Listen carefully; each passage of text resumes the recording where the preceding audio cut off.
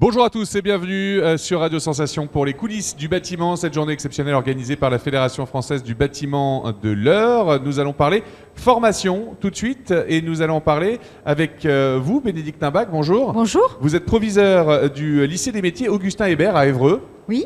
Et vous êtes accompagné de Mohamed Ghali, bonjour. Bonjour. Vous êtes professeur enseignant donc en génie civil. Exactement. Alors on va essayer de faire un petit peu le tour justement de la formation concernant les métiers du bâtiment ici dans l'Eure. Ce lycée, combien d'élèves regroupe-t-il ?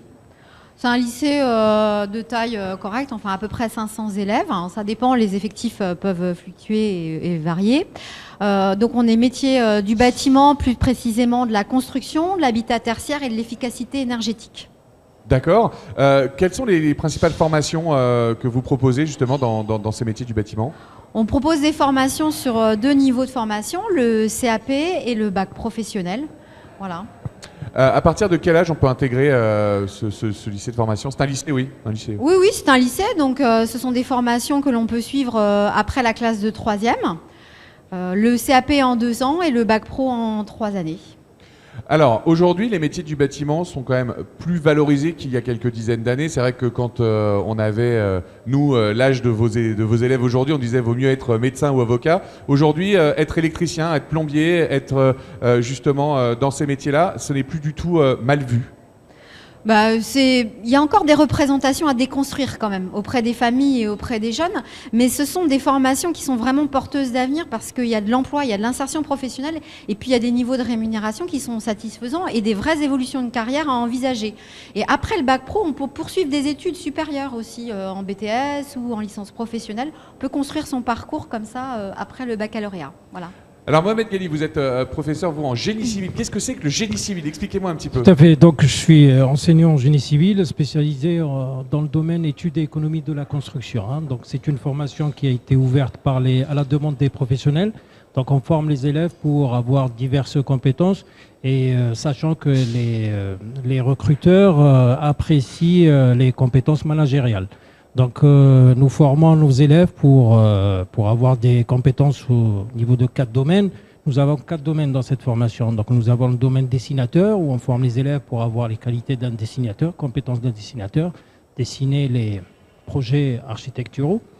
Nous avons le domaine bureau d'études. Ici on forme les élèves pour avoir les compétences dans la réglementation, les différentes réglementations qui tournent autour de, par exemple, la thermique, l'acoustique, traitement de l'air, etc. Et puis la partie études des structures, où là, les élèves ils seront formés pour avoir les compétences dans le calcul de la structure.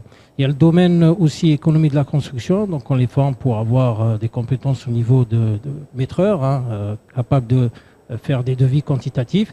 Ensuite, l'économie de la construction pour faire des devis aussi estimatifs. Et ensuite, il y a le domaine chantier, donc où ils apprennent à préparer, planifier les travaux et puis préparer les travaux de chantier. Donc finalement, on est aussi sur un enseignement assez général, même s'il touche directement au métier de la construction, il reste assez général dans le sens où on fait de l'économie, on fait presque les mêmes matières qu'on pourrait faire dans un lycée normal, mais axé sur ce domaine du bâtiment. Tout à fait. Lorsque l'on arrive dans un lycée comme le vôtre, est-ce que l'on sait déjà ce qu'on veut faire ou est-ce que beaucoup d'élèves cherchent leur voie et comment, pour ceux qui cherchent leur voie, vous arrivez à les orienter ? Alors, généralement, ils ont quand même une petite idée parce qu'ils ont fait souvent des micro-stages, des immersions, là, comme ici, les coulisses du bâtiment, des découvertes. Donc, il y a une appétence, enfin, une envie de travailler dans les métiers du bâtiment. Maintenant, quand ils arrivent chez nous, même s'ils ont choisi une voie de formation, il y a toujours des passerelles possibles. Et il va y avoir une transformation de la voie professionnelle, une réforme là, du lycée professionnel qui s'engage pour l'année prochaine, où justement l'idée c'est de pouvoir aussi se déterminer progressivement sur le choix précis, la filière et la spécificité de la filière choisie. Voilà. Alors, on le sait, la formation aujourd'hui, c'est un petit peu le cheval de bataille du gouvernement actuel d'Emmanuel Macron qui, justement, veut beaucoup axer sur la formation. Les précédents gouvernements ont essayé également d'axer sur cette formation. Est-ce que trop de formation tue pas un peu la formation ? Bon, on n'est jamais assez formé. Et puis surtout, il faut se dire qu'on se forme tout au long de la vie, qu'on commence, on débute une formation, mais qu'après on peut évoluer et puis avoir des parcours professionnels très diversifiés. Mais au départ, je crois qu'il faut quand même une formation solide et de base pour être un bon professionnel. et puis après aller vers les domaines qui vous intéressent. Mais la formation, elle est essentielle. L'intérêt de la formation professionnelle pour nos jeunes, c'est qu'il y a une partie, évidemment, qui se fait avec les enseignants en atelier et puis au lycée, et puis une partie aussi en entreprise. Hein. On a des grands partenariats avec les entreprises, et ils vont expérimenter leurs compétences aussi dans le milieu de l'entreprise. Et ça, c'est intéressant pour des jeunes qui souhaitent avoir une réalisation concrète tout de suite, une visibilité sur ce qu'ils sont en train d'apprendre. Et consolider les compétences. Voilà. Alors, une journée comme aujourd'hui, les coulisses du bâtiment, ça a son importance puisque ça permet quand même aux élèves aussi de voir directement ce qui se passe et d'être au cœur d'un chantier assez imposant comme celui de ce nouveau collège ici au Neubourg. Ces coulisses du bâtiment, elles sont organisées par la Fédération française du bâtiment de l'Eure. Quels sont vos rapports avec cette fédération, eux en tant que gérants des métiers ici dans l'Eure et vous en tant que formateur ?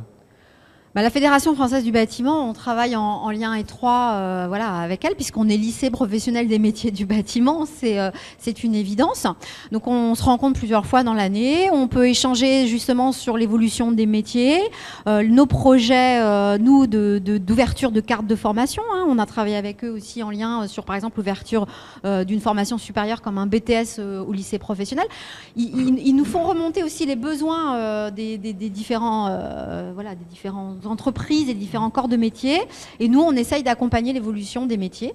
On participe aux grands événements avec eux qu'ils organisent, comme les coulisses du bâtiment, et puis je vais vous laisser, Monsieur Galis. Est-ce qu'il y a des demandes directes émanant de la fédération qui peuvent orienter les programmes durant l'année ou pour les années à venir ?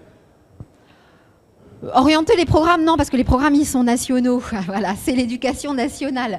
Donc, c'est la même chose sur le territoire. Maintenant, il y a des colorations peut-être spécifiques en fonction des territoires, enfin, la façon dont on s'inscrit dans le territoire et des besoins qui sont remontés par les entreprises.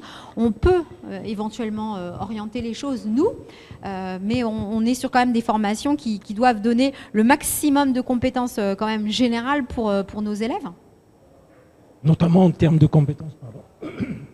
Je vous en prie. Il y a des demandes justement en termes de compétences notamment. Hein. Par exemple, dans notre domaine, il y a des demandes en qualité de maîtreur. Donc les maîtreurs sont demandés. Hein. Donc là, par exemple, ça veut dire que vous allez un peu plus accentuer sur ce domaine-là ? Non, justement, non, parce que comme je vous ai dit, nous, on doit répondre aux exigences du cahier de charge de la spécialité, hein, le référentiel. Hein. Et le référentiel, c'est national. Donc ce cahier des charges, il émane de l'éducation nationale ? Exactement. C'est pas un petit peu étonnant de voir que l'éducation nationale prend le pas justement sur la Fédération du bâtiment dans des formations qui touchent directement à ce corps de métier ? Je ne crois pas, parce que le cahier de charge, il est, comme je vous ai dit, les formations étaient ouvertes, notamment notre formation était ouverte à la demande des professionnels. Donc le cahier de charge, il est fait en fonction de la demande des professionnels. Aujourd'hui, vous constatez une augmentation des élèves dans votre lycée ou au contraire une baisse de fréquentation ? On est plutôt sur une montée de nos effectifs, voilà, de nos effectifs élèves. Maintenant, il faut qu'on travaille sur d'autres axes. C'est-à-dire, par exemple, on est très attaché à la mixité de public. Donc, c'est un vrai objectif à l'échelle de notre établissement, notamment la possibilité pour les jeunes filles de s'inscrire dans ces formations.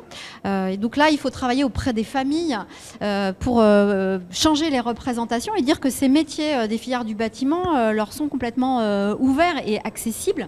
Mais il y a un travail à faire en amont sur des jeunes filles qui sont actuellement scolarisées au collège. Donc on est en partenariat avec nos collègues de collège pour travailler sur cette question-là. Et puis en interne, on travaille l'accueil, l'intégration, l'accompagnement des jeunes filles sur ces métiers. La mixité du public, c'est aussi la mixité du public par rapport à des élèves qui viennent de milieux ruraux et de milieux urbains. On a aussi dans l'établissement cette richesse-là, c'est-à-dire on a des jeunes qui viennent de la campagne et des jeunes qui viennent de la ville et qui se retrouvent autour des métiers. Voilà, ils sont maçons, ils sont électriciens, ils sont... Voilà, dans les métiers de l'énergétique également. Alors vous disiez effectivement au début de ce magazine qu'il y avait encore des idées reçues concernant les métiers du bâtiment. Comment vous arrivez à les balayer ? C'est compliqué de travailler sur les mentalités et sur les idées reçues et les représentations des métiers. Mais par des événements de ce genre, comme les coulisses du bâtiment, ça permet quand même déjà d'ouvrir les choses et d'ouvrir les esprits, notamment auprès de publics de collège, éventuellement, qui n'auraient pas forcément l'idée de travailler dans les métiers du bâtiment. Après, on a des actions auprès des collèges aussi, hein, évidemment, auprès des plus jeunes. Et puis, on a eu l'année dernière, par exemple, l'action auprès d'une école élémentaire. Ils sont venus visiter des petits, hein, de CM1, CM2. Ils sont venus visiter le lycée. Ils ont assisté à un spectacle qui était fait par les grands. On leur a fait visiter les ateliers. Ça a été un moment sympathique et très riche. Alors, l'idée n'est pas du tout de les faire venir à terme dans notre lycée, mais de les ouvrir à ces métiers, à ces représentations, sur le niveau d'ingénieur, le niveau de bac pro, peu importe. Merci beaucoup d'avoir été avec nous et de nous avoir éclairé sur la formation Bénédicte Imbach. Je rappelle que vous êtes proviseur donc, du lycée des métiers Augustin Hébert à Évreux. Merci à vous, Mohamed Ghali, d'avoir été avec nous et de nous avoir éclairé sur le génie civil. Vous êtes enseignant dans ce lycée. Merci à vous de nous avoir suivis. Vous pouvez retrouver ce podcast en audio, mais également en vidéo sur notre site internet radiosensation.fr.